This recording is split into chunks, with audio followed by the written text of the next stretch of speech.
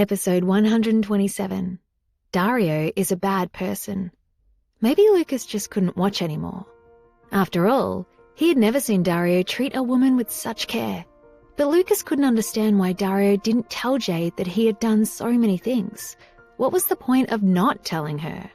Dario stopped what he was doing and looked at him with a sharp gaze. There wasn't a trace of emotion in his dark eyes. Lucas immediately shut his mouth. It seems you don't have enough work to do. One corner of Dario's mouth curled up and a trace of coldness flashed across his eyes. Are you joking? Do you know how many hours I've slept over these past few days? It's less than 4 hours. Every morning when I wake up and come to work, do you really think I have nothing to do? Lucas said discontentedly. He'd been running back and forth for the past few days, but it was the same for Dario. The difference between the two of them was huge. Dario was almost full of electricity. It was impossible to tell that he'd only slept for 4 hours. However, he kept yawning. It seemed that he'd become lazy after leaving the army. Right, David Swan came to find you just now, but you specifically instructed me. That's why I said you weren't here. Lucas suddenly put on a serious face. Did David say anything? Dario asked casually. He clearly didn't care if he'd come or not. Probably because of Miss Monica, you know? As for why Miss Monica was looking for him, you should know. Clearly, it was for Evelyn. But even if Lucas didn't say it, he believed that he knew in his heart. All right, I know. You can leave now. Dario's beautiful face didn't show any expression. He waved his hand and chased him away. Lucas naturally knew about their relationship.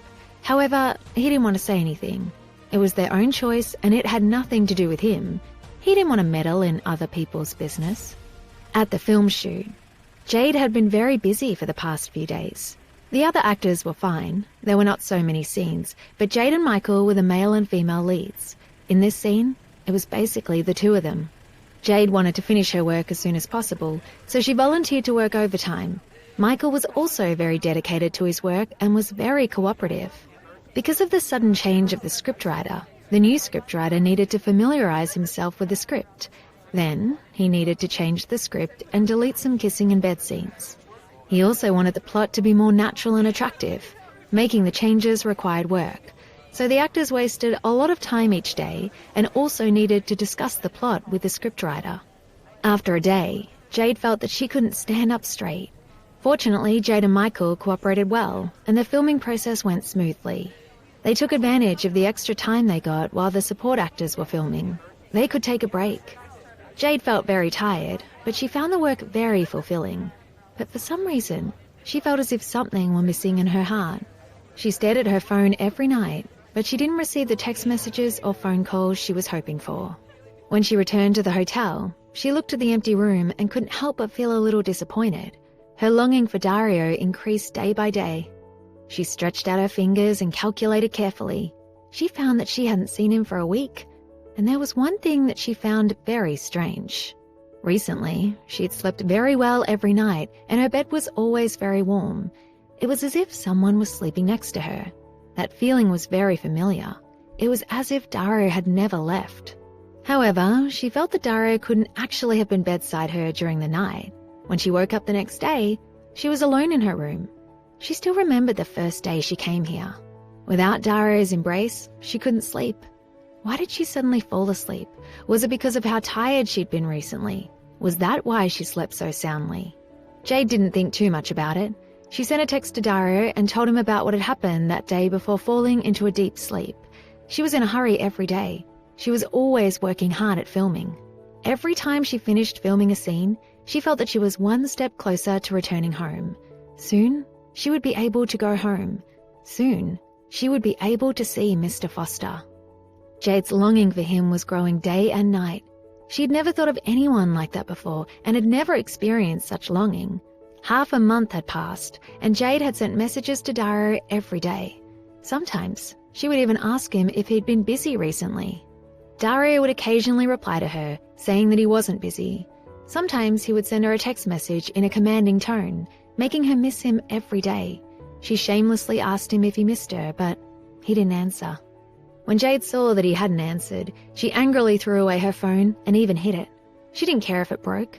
It was as if she was venting her anger. Her face was full of dissatisfaction. Damn you, Dario. you big bad guy, and you make me miss you every day. He said that he was busy, but he didn't come to see me. Don't you know how much I miss you, you bad person? You should stay in Washington by yourself. I'll never talk to you again." At the same time, she was a little worried. Dario was so handsome. Every time he went out, many women stared at him. And now, she wasn't by his side. She didn't know if he would hook up with other women. Jade brooded more and more, and her heart became more and more anxious. When she was with the filming crew, Milliken used her name to give many things to the others in the crew. Everyone was given snacks and a small electric fan. Because they were in a remote place, these things were very rare. Jade had a good temper and was very easygoing, but she soon got into fights with her co-workers. At the same time, she was very popular with the crew.